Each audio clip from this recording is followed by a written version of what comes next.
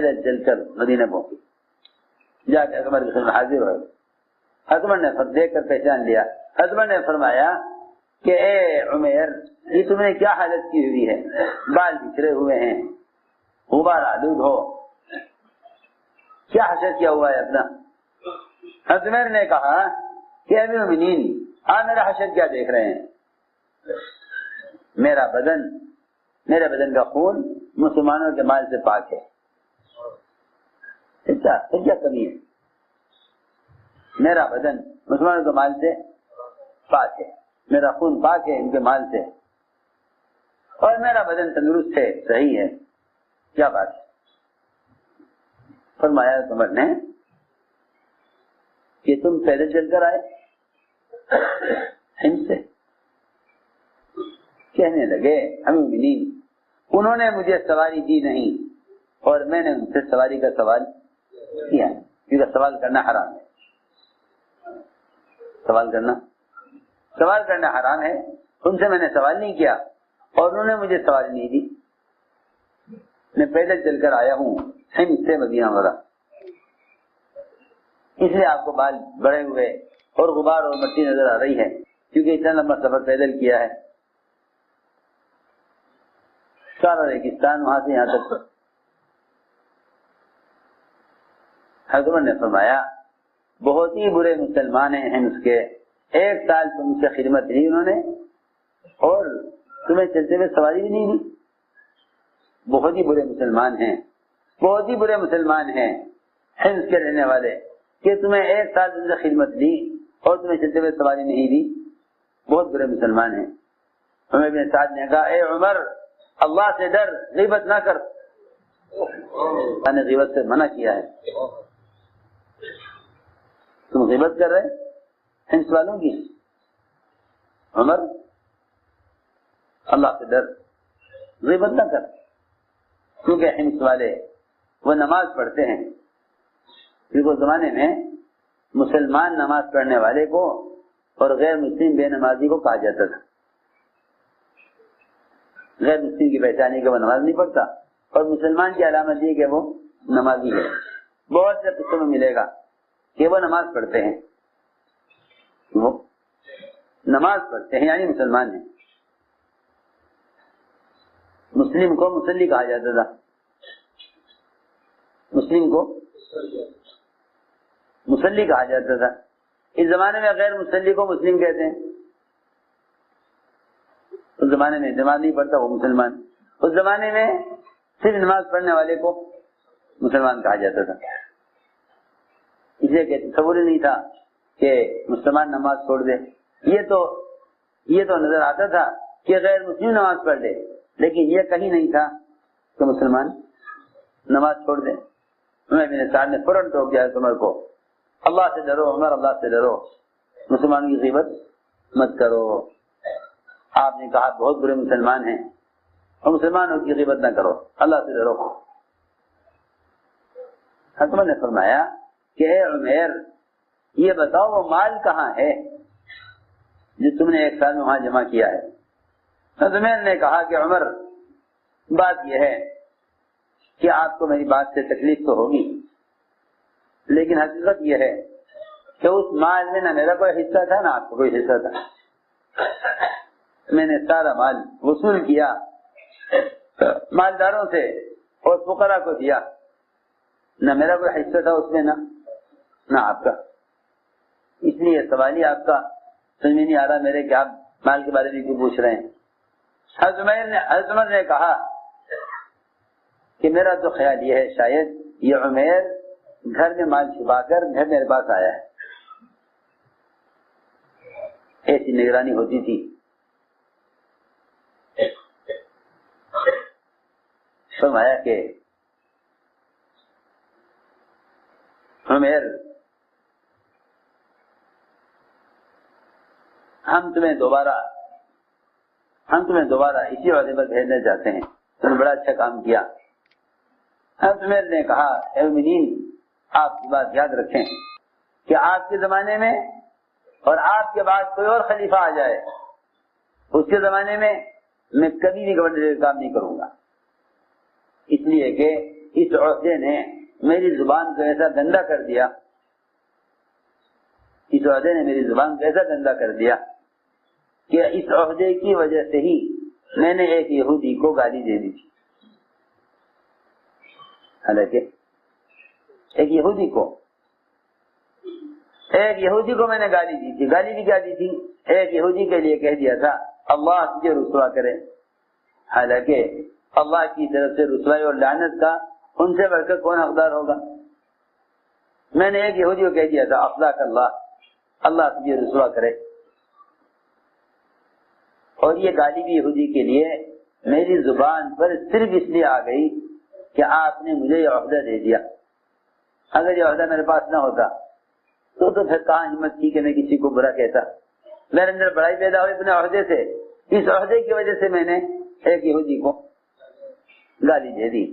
اس لیے میں نے تو طے کر لیا ہے کہ آپ کے بعد کوئی اور خلیفہ آ جائے میں کبھی بھی گورنر نہیں بنوں گا۔ اور یہ بھی کہا کہ اے عمر،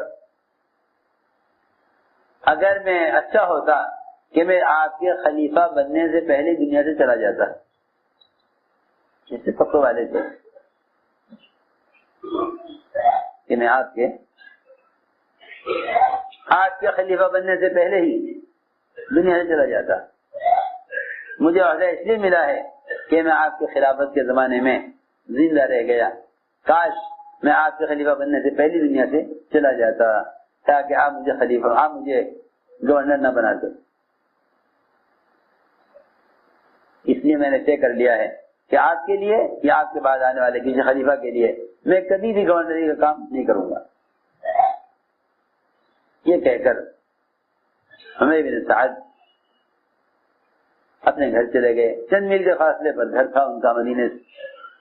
عمر رضی اللہ تعالیٰ عنہ نے اپنے ایک آدمی کو پکڑا، کہا کہ دیکھو تمہیں ایک کام کرنا ہے بڑی ہوشیاری سے، یہ 300 سونے کی اشرفیاں لے کے جاؤ، دینار، عمیر کے گھر، اور جا کر چھپ کر دیکھو اس کے گھر میں رہ کر کہ اس کے گھر کے کھانا پینا عیش و آرام کیسا ہے۔ اگر تم دیکھو کہ گھر میں کھانا پینا اچھا ہے اور گھر کے حالات بہتر ہیں تو یہ سارا مال واپس لے آنا، کچھ مت دینا اس کو، اور دیکھنا ذرا گھر میں کیا کیا سامان ہے، کتنا سامان ہے، اور اگر دیکھو تنگی ہے تو یہ مال اس کو دے دینا۔ چنانچہ حضرت عمر کا آدمی وہ مال لے کر وہاں پہنچا، جا کے کہا کہ میں آپ کے گھر میں قیام کرنا چاہتا ہوں 3 دن کے لیے۔ یہ کہاں سے آئے؟ کہ مدینے سے آیا ہوں۔ حضرت عمر کا کیا حال ہے؟ کہ ہاں ٹھیک ہے۔ کہا کہ اچھا بھائی آؤ ٹھہرو ہمارے گھر میں۔ 3 دن اس آدمی نے قیام کیا حضرت عمر کے گھر، اسے حضرت عمر کے گھر میں۔ 3 دن کے بعد حضرت عمر نے کہا مہمان سے کہ میں اور میری بیوی 3 دن سے فاقہ کر رہے ہیں، اور 1 روٹی ہمارے یہاں بنتی تھی، وہ روٹی ہم آپ کو کھلا رہے ہیں۔ ہماری آپ سے درخواست یہ ہے کہ اب ہم سے فاقہ برداشت نہیں ہو رہا ہے، ہماری آپ سے درخواست ہے کہ آپ کسی دوسرے گھر میں منتقل ہو جائیے، اس لیے کہ اب ہم سے فاقہ برداشت نہیں ہوتا۔ یہ سن کر حارث جو حضرت عمر نے بھیجا تھا آدمی، وہ سخت پریشان ہوا، اور اس نے فوراً نکالی اشرفیاں، کہا لیجیے آپ کے لیے ہدیہ بھیجا ہے عمر نے۔ حضرت عمر نے اشرفیاں دے کر چیخ ماری اور کہا یہ مال کہ ہمیں ضرورت نہیں ہے، واپس لے جاؤ، ہمیں نہیں چاہیے، ہمیں نہیں چاہیے مال، واپس لے جاؤ۔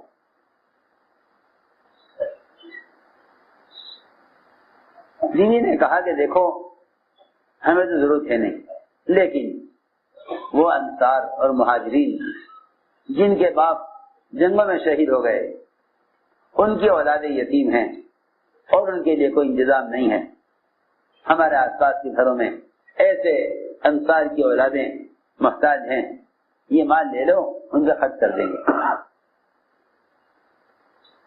چنانچہ روایت میں ہے کہ حضرت عمیر نے کہا کہ لیکن اس مال کے رکھنے کے لیے گھر میں کوئی صندوق، کوئی انتظام تو ہے نہیں، کہاں میں رکھیں گے؟ کپڑا کوئی ایسا نہیں کہ اس میں یہ رکھا جائے۔ روایت میں ہے کہ بیوی نے اپنے کرتے کا دامن پھاڑ کر دیا کہ یہ پیسے اس میں باندھ لو۔ چنانچہ حضرت عمیر اسی وقت وہ ساری اشیاء لے کے نکلے گھر سے، اور جتنے فقراء صحابہ کی اولاد صحابہ تھی فقراء، ان میں سب میں تقسیم کرائے۔ یہ سمجھ گیا کہ یہ شاید تقسیم کرنے کے لیے نکلے ہیں۔ روایت میں ہے کہ انتظار میں تھا کہ مجھے بھی کچھ ملے گا۔ عمر بن سعد سارے اشرفیاں تقسیم کر کے واپس آئے، مہمان کو رخصت کیا، وہ گئے عمر کے پاس۔ حضرت نے پوچھا کیا ہوا؟ کہنے لگے جی میں نے تو آپ کی امانت ان کو پہنچا دی تھی، انہوں نے کیا کیا مجھے تو معلوم نہیں، کہاں لے گئے کیا کیا۔ حضرت نے پھر خط لکھا کہ عمیر خط رکھنے سے پہلے میرے پاس آ جاؤ۔ حضرت عمیر خط پڑھتے ہی چلے مدینے کی طرف، وہاں پہنچے۔ حضرت نے فرمایا کہ میں نے تمہیں مال بھیجا، کیا کیا ان کا؟ حضرت نے کہا کہ عمر یہ کیا سوال ہے، جب تم اللہ کے لیے مال دے چکے، اللہ کے لیے مال دے چکے تو اس مال کے بارے میں سوال کرنے کا تمہیں کیا حق ہے؟ آپ نے مجھے دیا، میں نے جو چاہا کیا، آپ کی اس میں آپ کی کیا مطلب اس ہے؟ آپ دے چکے، میں جو چاہوں کروں۔ حضرت نے فرمایا کہ عمیر میں تمہیں قسم دے کر کہتا ہوں کہ مجھے بتانا پڑے گا تم نے اس مال کا کیا کیا۔ حضرت نے فرمایا قدمتها للآخرہ، میں نے تو مال آخرت کے لیے آگے بھیج دیا، وہاں مجھے کام آئے گا۔ یہاں تو ضرورت صحیح ہو رہی جیسی ہو رہی، وہاں کام آئے گا۔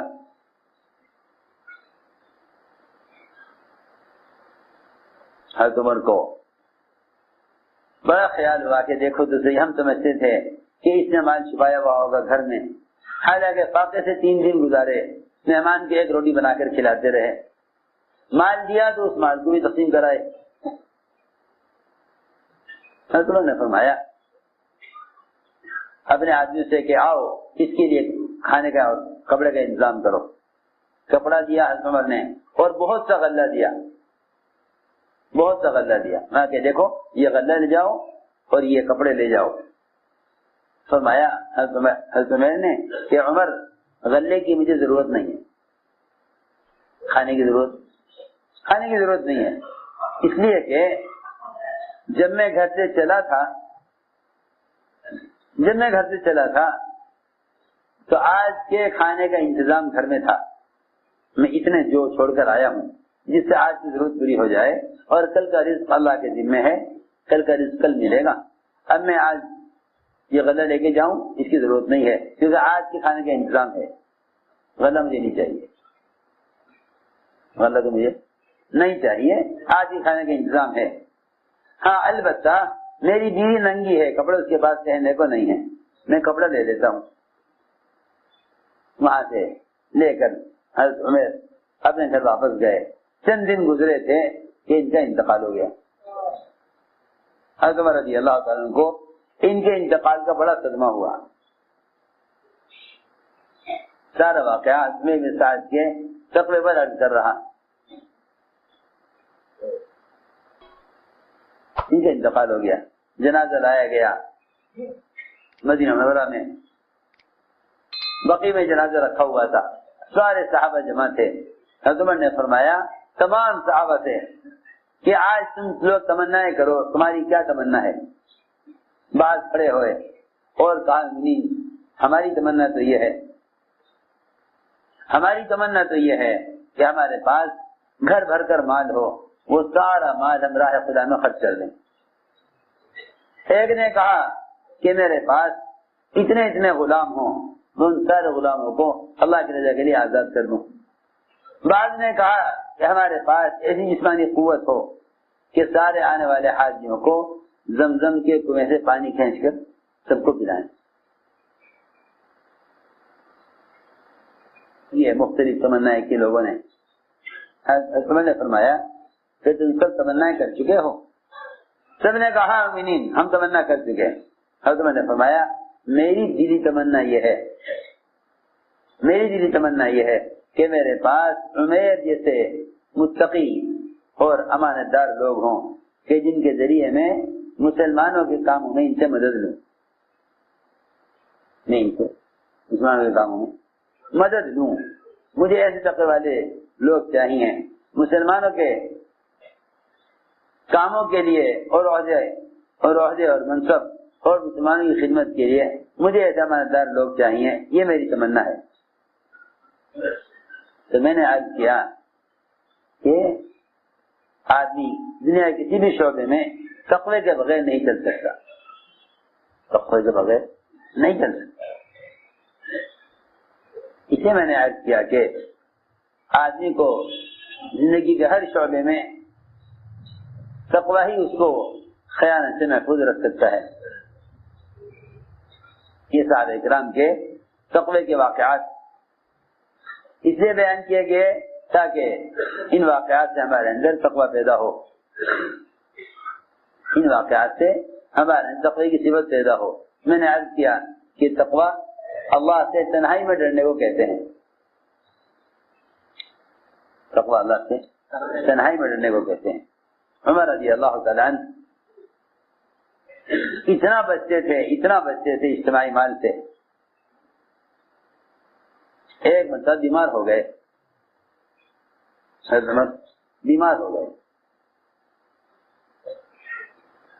طبیب نے کہا کہ آپ شہد استعمال کریں.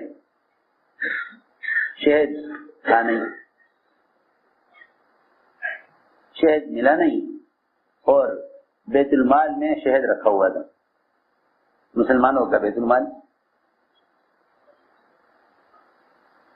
میں شہد رکھا ہوا تھا.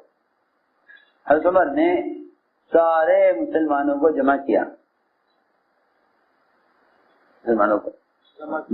مسجد میں، اور خود بیٹھے منبر پر اور لوگوں سے کہا کہ اے لوگوں، میں بیمار ہوں اور طبیب نے میرے لیے شہد استعمال کرنا تجویز کیا ہے، اور شہد بیت المال میں موجود ہے. اگر تم سب کی اجازت ہو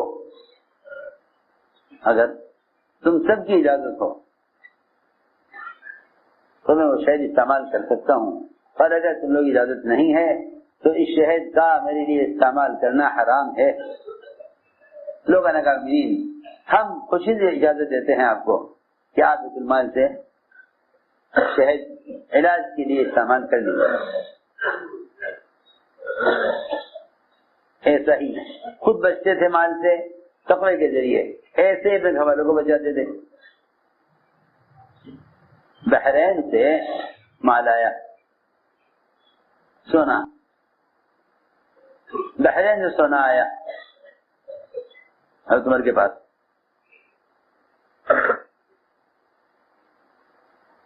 بحرین سے سونا آیا حضرت عمر کے پاس. اتنے میں حضرت حفصہ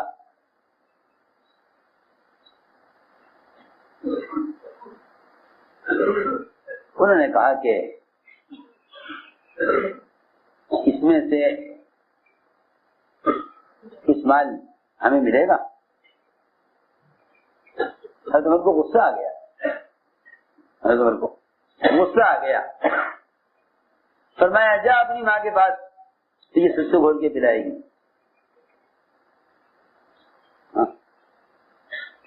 جا اپنی ماں کے پاس، یہ ستو گھول کے پلائے گی. جا اپنی ماں کے پاس. اتنی زیادہ احتیاط کی اجتماعی مال سے. اللہ اکبر. اتنی احتیاط حضرت عمر کا تقویٰ. اتنی زیادہ احتیاط کی اجتماعی مال سے کہ اگر شبہ بھی ہو جاتا کہ ہمارا نام استعمال ہوا ہوگا تو عمر رضی اللہ عنہ جو مال حضرت عمر کے نام سے آ جاتا اس کو بھی حضرت عمر بیت المال میں جمع کرا دیا کرتے تھے. سنو تو صحیح، ایک ملک سے ایک قاصد آیا حضرت عمر کے پاس، ایک ملک سے ایک قاصد آیا حضرت عمر کے پاس. جب واپس جانے لگا تو عمر رضی اللہ تعالیٰ عنہ کی بیوی کو خیال ہوا کہ یہ بادشاہ کی طرف سے قاصد آیا ہے اور واپس جائے گا، تو چلو میں امین کی بیوی ہوں، میں مسلمانوں کے بادشاہ کی بیوی ہوں، مجھے چاہیے کہ اس ملک کی ملکہ کو اور وہاں کے بادشاہ کی بیوی کو کوئی ہدیہ دے دوں. پیسے تھے نہیں پاس، پیسے تھے نہیں، تو انہوں نے حضرت عمر سے چھپ کر کسی سے قرض لیا. ارے سنو عجیب قصہ ہے، کسی سے قرض لیا، کہیں سے 1 دینار یا درہم قرض لے کر 1 دینار قرض لیا اور اس کا عطر منگوایا اور اس عطر کو شیشے میں بھر کے اس ملک کی ملکہ کے لیے ہدیہ بھیجا حضرت عمر کی بیوی کی طرف سے. چنانچہ اس کے بعد ہدیہ پہنچا کہ بھئی کہاں سے آیا، کہ وہ مدینہ منورہ سے حضرت عمر کی بیوی نے آپ کے لیے ہدیہ بھیجا. انہوں نے ملکہ نے، اور تو بہت معمولی عطر تھا، وہ ظاہر بات ہے کہ ایک ملکہ کے لیے یہ عطر تو کوئی زیادہ قیمتی نہیں تھا، لیکن حضرت عمر کی بیوی نے بھیجا تو اس نے ہدیہ قبول کیا اور عطر نکال کے شیشیوں میں سے ان شیشیوں کے اندر بڑے قیمتی جواہر اور بڑے قیمتی موتی،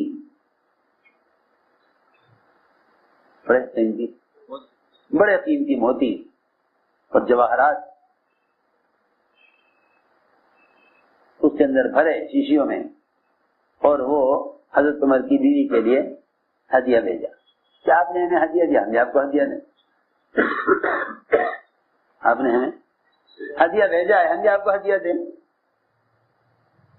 اور ظاہر بات ہے کہ بھائی آپ کسی کو ہدیہ دیں گے وہ بھی آپ کو بدیے میں ہدیہ دے گا. اس کا حکم بھی ہے کہ کوئی تمہیں ہدیہ دے، تمہیں چاہیے کہ تم بھی کوئی ہدیہ دو، اس جیسا دو یا اس سے بہتر دو.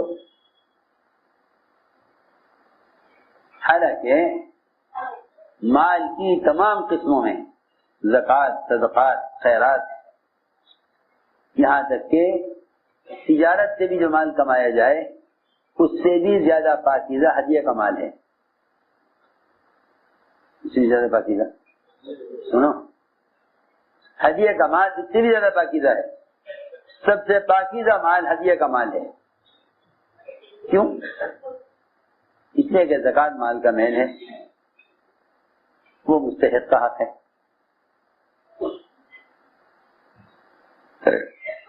تجارت کا مال خبر نہیں کس طرح کمایا،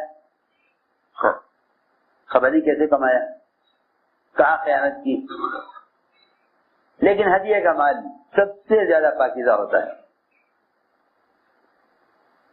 ہدیہ کا مال پاکیزہ ہوتا ہے، اور ہدیہ کا مال اس لیے افضل ہوتا ہے کہ وہ ایک مسلمان کے دل کو خوش کرنے کے لیے دیا جاتا ہے.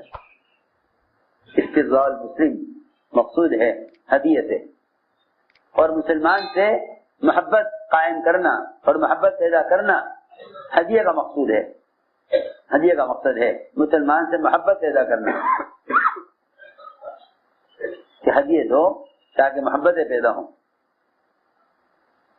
ان سارے فضائل کے باوجود جب وہاں سے جواب میں ہدیے میں جواہرات اور موتی اور ڈائمنڈ وہاں سے آئے، سنو تو صحیح، حضرت عمر کی بیوی وہ بسترے پر کپڑا بچھا کر اور اس کے اوپر سارے موتی اور وہ جواہرات انڈیل کر شیشیوں سے دیکھ رہی تھی. وہ چمک رہے تھے قیمتی موتی،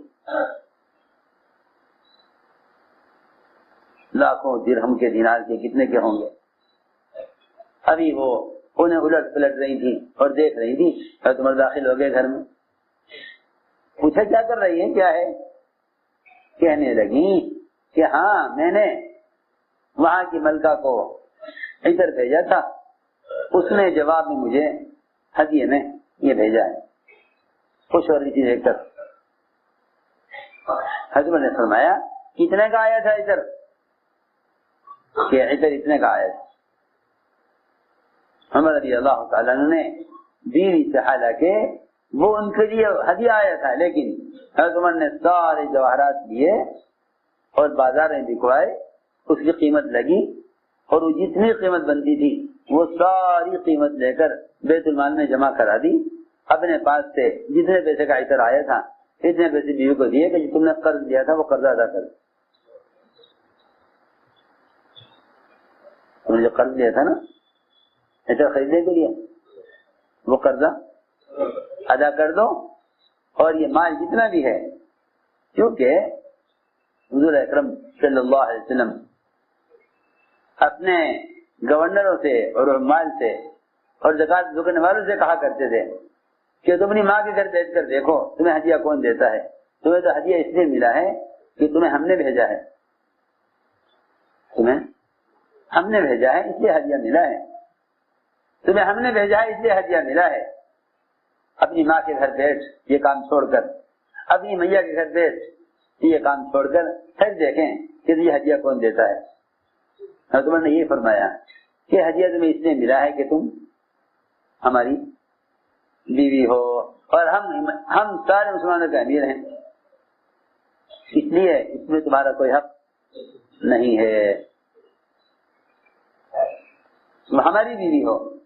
عام عورت کوئی ہوتی تو اس کے لیے ملکہ کی طرف سے اتنا بڑا ہدیہ نہ آتا، تم ہماری بیوی ہو اس لیے ہماری وجہ سے تمہارے لیے اتنا بڑا ہدیہ آیا ہے، لہذا اگر آخرت میں جنت چاہتی ہو تو پھر چاہیے کہ ہمارے اس عہدے کو اور ہمارے اس منصب کی وجہ سے جو مال آیا ہے اس مال کو زیادہ خرچ نہ کرو۔ سارا مال بیت المال میں جمع کرا دیا مسلمانوں کے، اور اپنے پاس سے 1 دینار دیا اپنی بیوی کو اور کہا جی تم نے قرضہ لیا تھا خریدنے کے لیے اس کو دے دو۔ یہ ہے عمر کا کے توقع کے واقعات ہیں۔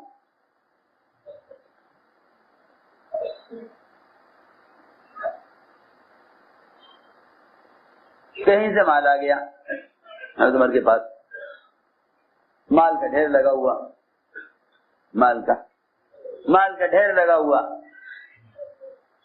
ادھر مال آیا اور ادھر عمر کا پوتا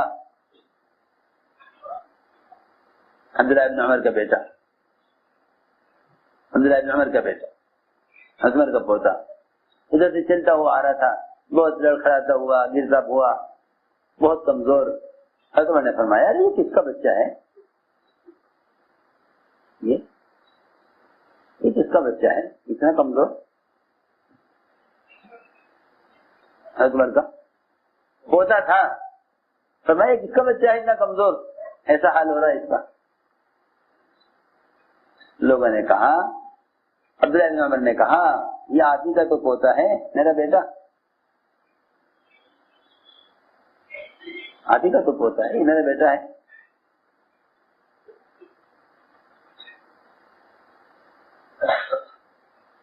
حضرت نے فرمایا یہ اتنا کمزور کیوں ہے؟ اسے تم کھلاتے پلاتے نہیں ہو، اس کے کھانے کا خیال نہیں کرتے؟ حضرت نے کہا کہاں سے کھلائیں، مال جتنا آتا ہے آپ خرچ کر دیتے ہیں دوسروں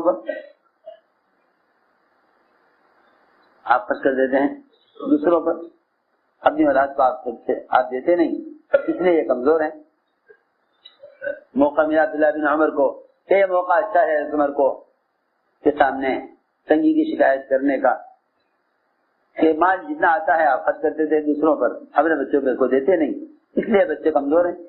ریکنسٹرکشن آف امہ dailymarkers.com۔ حضرت عمر رضی اللہ تعالیٰ نے فرمایا کہ اے بیٹے میں تمہیں اس دھوکے میں رکھنا نہیں چاہتا کہ باپ مومنین ہے تو ہمیں کچھ کرنے کی کیا ضرورت ہے، بھائی تم خود تجارت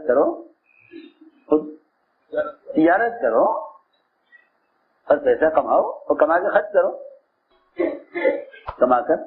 کرو، یہ حضرت نے فرمایا عبداللہ بن عمر سے کہ تم اس دھوکے میں نہ رہو، اس کے خود تجارت کرو، خود تجارت کرو، کماؤ، کما کے خرچ کرو۔ عبداللہ بن عمر کو خیال ہوا کہ ہاں تجارت کریں، کیسے تجارت کریں کہ جس سے دعوت کے کام کے لیے فارغ بھی رہیں اور کوئی آمدنی کا ذریعہ بھی ہو جائے، آمدنی کا کوئی ذریعہ بھی ہو اور فارغ بھی رہیں دین کی خدمت کے لیے۔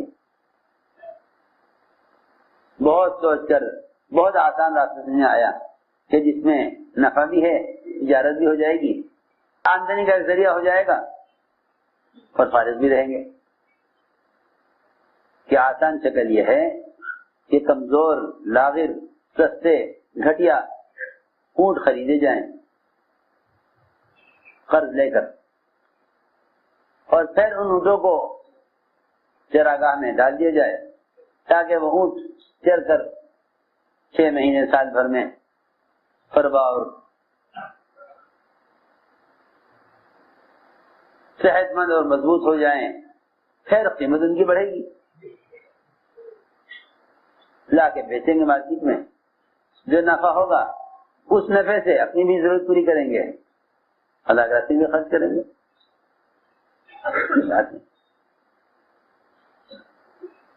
اس خیال سے عبداللہ بن عمر نے کہیں سے قرض پیسے لیے، سستے اونٹ خریدے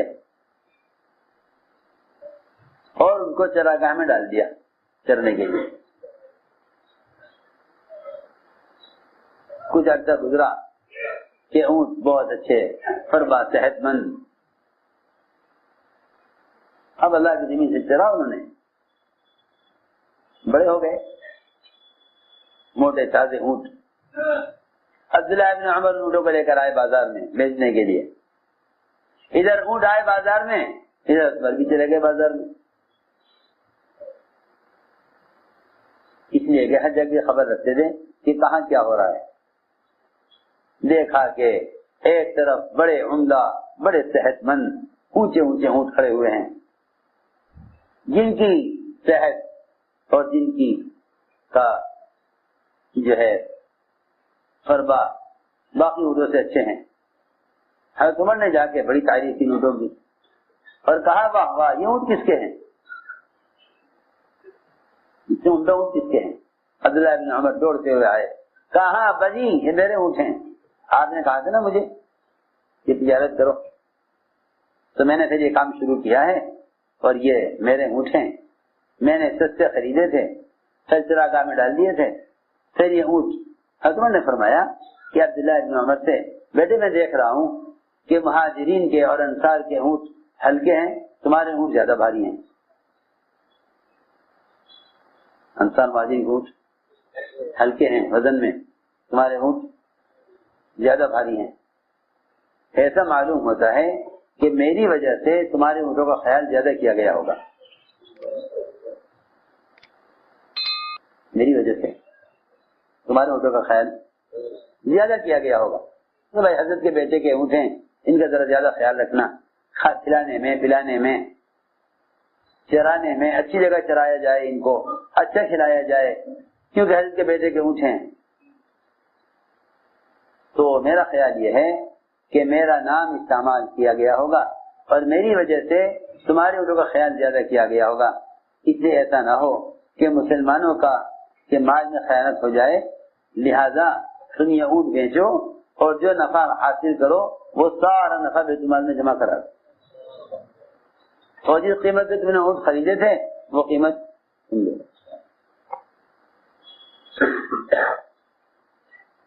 یہ حضرت عمر نے عبداللہ بن عمر کے حکم دیا کہ سارا مال جتنا تمہارا بنتا تھا، جتنا نفع آیا ہے اس کی تجارت سے، سارا نفع بیت المال میں جمع کرا ہے۔ ایسا نہ ہو قیامت میں اللہ تعالیٰ یہ کہیں کہ تم نے اس کام کی ذمہ داری کو دنیا کے لیے استعمال کیا، اس سے تو آخرت ضائع ہو جائے گی، اس سے آخرت ضائع ہو جائے گی۔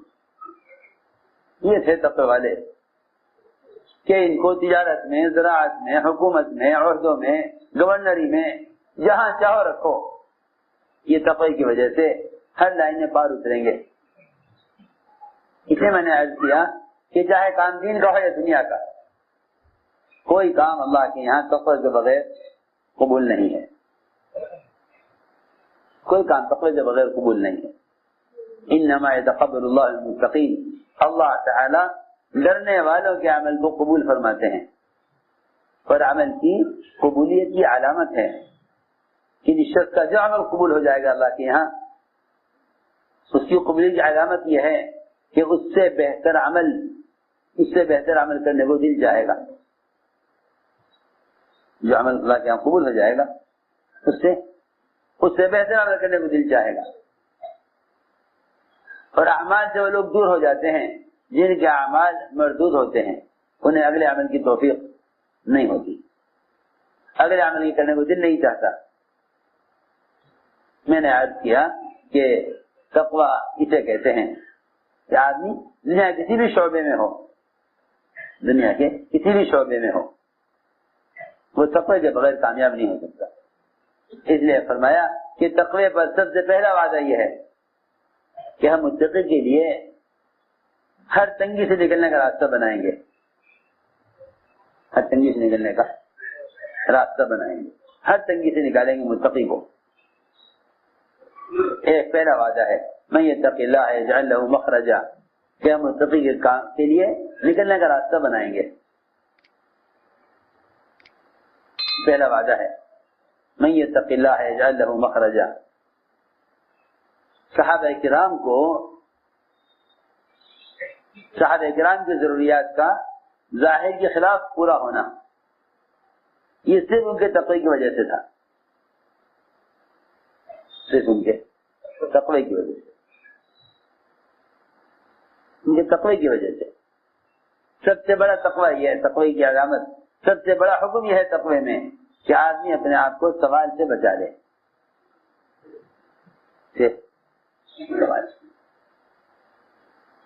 تقوی، لباس التقوی ذالک خیر، لباس التقوی ذالک خیر، کہ سب سے بڑا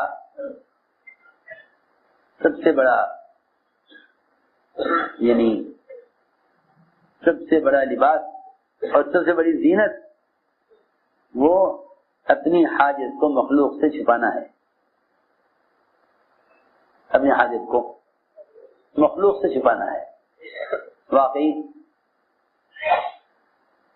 اللہ تعالی ہر فقر سے، تنگی سے نکال دیتے ہیں اس شخص کو ہمیشہ کے لیے جو اپنی حاجت کو مخلوق سے چھپا لے. اپنی حاجت کو مخلوق سے چھپا لے، اپنے حاجت کو مخلوق سے چھپا لے. اللہ تعالیٰ اس کے لیے ایسا انتظام کرتے ہیں کہ نسلوں تک اللہ تعالیٰ رزق کا دروازہ کھول دیتے ہیں ایسے لوگوں کے لیے جو اپنے حاجت کو مخلوق سے چھپا لیں. ایک صحابی فاقے سے تنگ آ گئے، میاں بیوی گھر میں اور سخت فاقے کی حالت. یہ تنگ آ کر نکلے گھر سے بھوک کی شدت میں. بیوی کو خیال ہوا ایسا نہ ہو کہ باہر نکل کر سوال کر دیں کسی سے. تو بیوی نے اپنے گھر کے فقر کو چھپانے کے لیے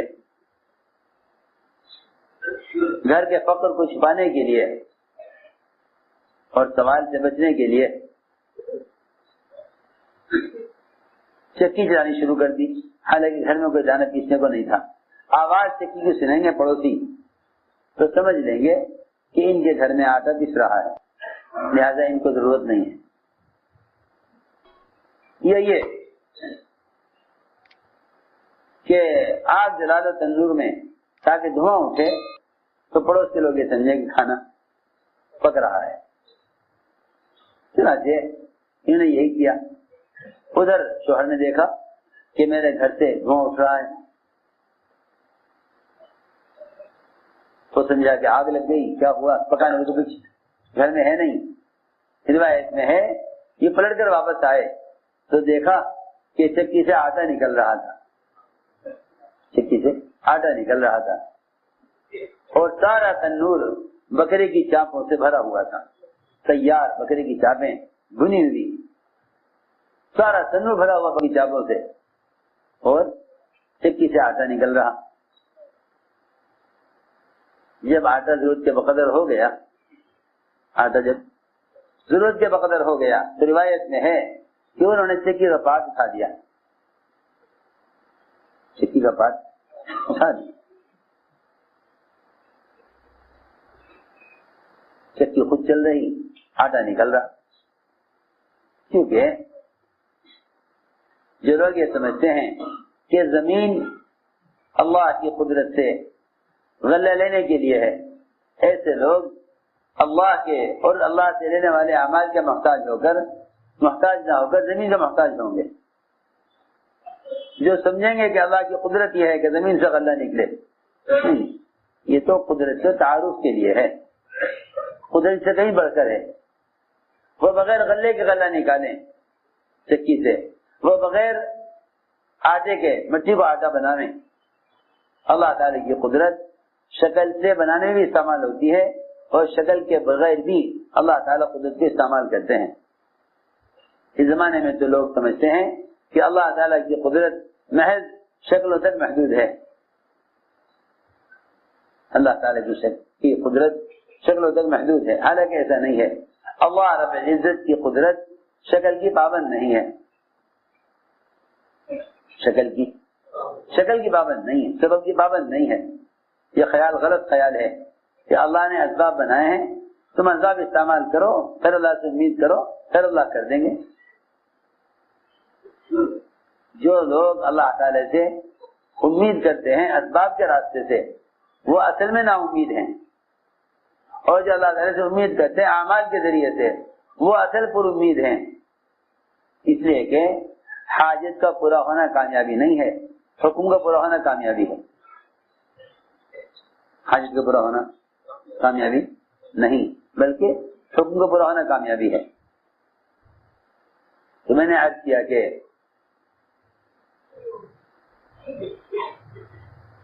صحابی نے دیکھا کہ اس میں سے آٹا نکل رہا، انہوں نے چکی کو اٹھا دیا۔ صبح کا آ کے عرض کیا کہ جی کل تو ہمارے ساتھ ایسا ہوا۔ آپ نے فرمایا اگر اس چکی کو کپاٹ نہ اٹھاتے تو یہ چکی اسی طرح ہمیشہ چلتی رہتی، اور ہمیشہ اس میں آٹا نکلتا رہتا، آٹا اس میں سے ہمیشہ نکلتا رہتا، آٹا اس میں ہمیشہ نکلتا رہتا۔ میرے دوستوں عزیزوں،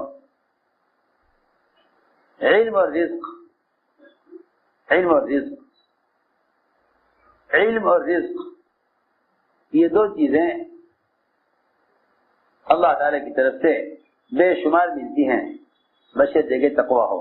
واقعی تقوی پر ان دونوں کے بڑھانے کا وعدہ ہے، تقوی پر ان دونوں کا بڑھانے کا وعدہ ہے، علم اور رزق۔ ہم رزق بڑھا دیں گے تقوی والوں کا۔ ایک صحابی نے سوال کیا، اور یہی دو سوال کیے کہ میں اللہ سے مال چاہتا ہوں اور علم چاہتا ہوں۔ صحابی نے سوال کیا آپ سے کہ میں مال چاہتا ہوں اور رزق چاہتا ہوں، مجھے علم چاہتا ہوں، مال اور علم چاہتا ہوں۔ فرمایا کہ تم تقوی اختیار کر لو، سب سے بڑے مالدار ہو جاؤ گے، اور تقوی اختیار کر لو، تم سب سے بڑے عالم ہو جاؤ گے۔ اس لیے کہ رزق کے بڑھنے کا گناہوں کے ساتھ کوئی جوڑ نہیں، اور علم کے بڑھنے کا گناہوں کے ساتھ کوئی جوڑ نہیں۔ فرمایا اتق اللہ تکن عالم الناس، تقوی اختیار کر لو، سب سے بڑے عالم ہو جاؤ گے، اور مال کے بارے میں سوال سے بچ جاؤ۔ وہ تو جو آدمی دوسرے کے مال کو جتنی بھی حرص کی نظر سے دیکھتا ہے، مال اس سے اتنا ہی دور ہو جاتا ہے۔ سوال تو بہت بعد کی چیز ہے،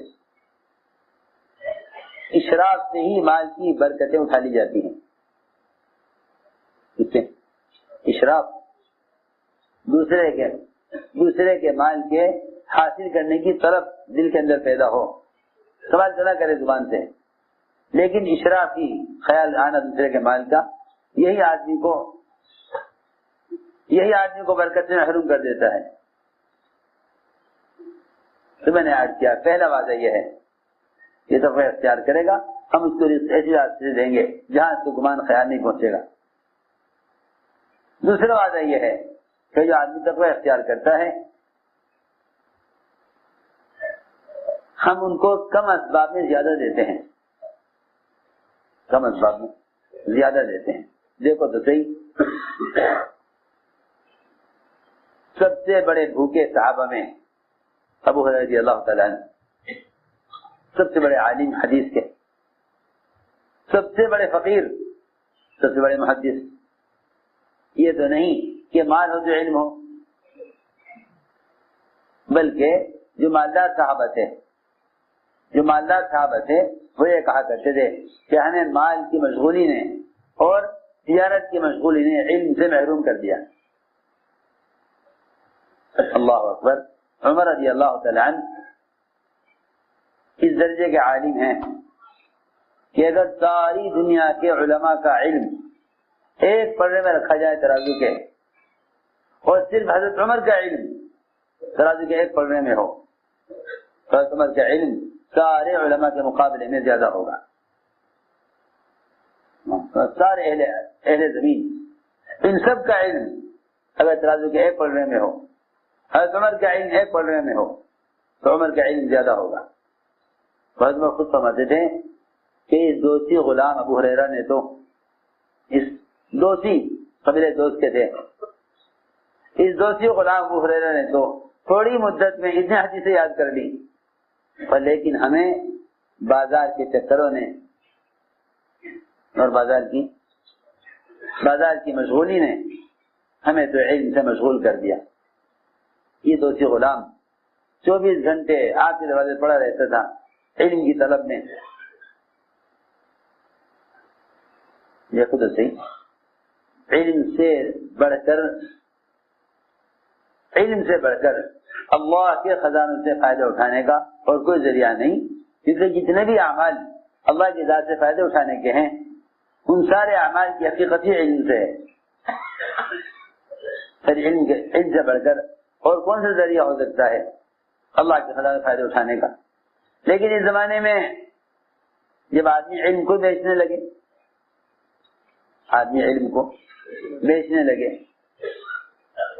جب علم کو ہی بیچنے لگے، تو جب علم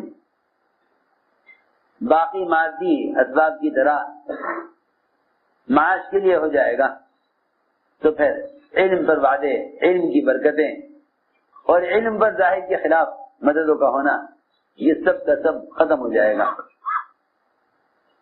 پھر باوجود علم کے محتاج بن جائے گا. حالانکہ علم سے زیادہ غنی کرنے والا اور کوئی سبب نہیں.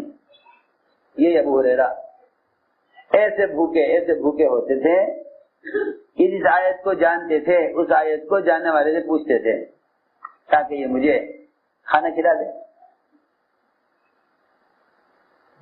اس آیت کو جانتے تھے اس آیت کو جاننے والوں سے پوچھتے تھے، فرماتے تھے مجھے معلوم کی آیت کیسے ہے، لیکن کسی سیکھتے تھے لوگوں کے ساتھ بیٹھ کر تاکہ مجھے کھانا کھائے تو مجھے بھی کھلا دیں.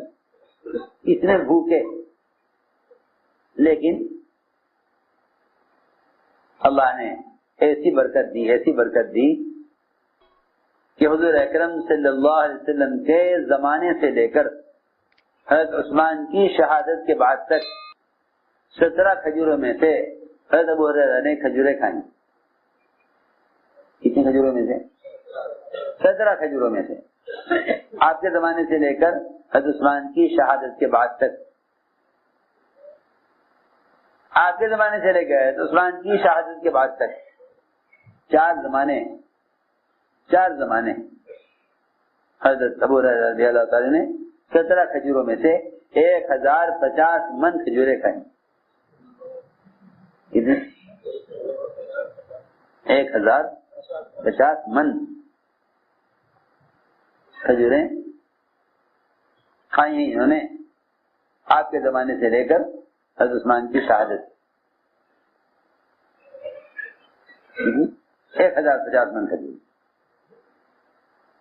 آپ میں کہ ابو ہریرہ یہ رکھ لو اٹھا کر کھجوریں جب ضرورت ہو کھا لیا کرو اتنے سے. علم حدیث پڑھانا سکھلانا، بازاروں سے گشت کر کے لوگوں کو تعلیم حلقوں میں جوڑنا، یہ ان کا کام تھا.